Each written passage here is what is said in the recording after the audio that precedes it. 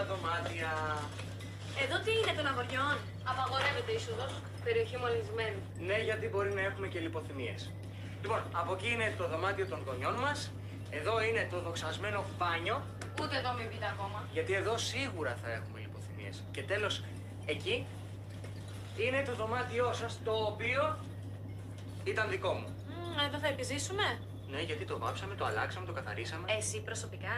Όχι, ο θείος ο Σπύρος. Παρακαλώ, περάστε. Πώς σας φαίνεται? Τέλειο. Ναι, η αλήθεια είναι ότι έχει γίνει εξαιρετική δουλειά.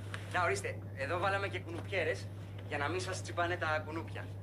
Γενικώς πάντως προσπαθήσαμε να το φέρουμε στα χρώματά σας, έτσι.